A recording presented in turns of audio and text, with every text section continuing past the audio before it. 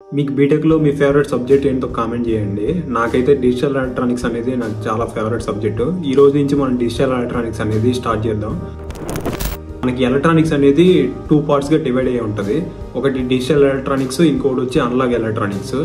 Digital electronics అంటే మనకి only 2 values ఉంటాయి, 0 and 1. 0 means off state, 1 means high state. And in analog అయితే కన్నా మనకి ఏ పాయింట్ దగ్గర మనం తీసుకున్నా కానీ మనకు ఒక డిస్క్రీట్ వాల్యూ అనేది వస్తుంది అనమాట. మనకి డిజిటల్కి ఎగ్జాంపుల్ తీసుకుంటే మన కంప్యూటర్ అనమాట. కంప్యూటర్లో మనము చేసే ఆపరేషన్స్ అన్ని బైనరీ వాల్యూస్ ఉంటాయి, అంటే 0s 1s ఆపరేట్ అవుతూ ఉంటాయి. అది ఇప్పుడు మనకి అనలాగ్ తీసుకుంటే అనలాగ్లో అనేది థర్మోమీటర్ అనేది బెస్ట్ ఎగ్జాంపుల్ అనమాట. మనము టెంపరేచర్ 94.7, 94.8 అలా ఉంటుంది కదా, దాన్ని అనలాగ్ అంటాం. ఈ వీడియోలో మనం ఎలక్ట్రానిక్స్ ఎన్ని పార్ట్స్గా ఉంది దాని గురించి తెలుసుకున్నాం. నెక్స్ట్ వీడియోలో మనం VLSIలోకి ఎంటర్ అవుదాం.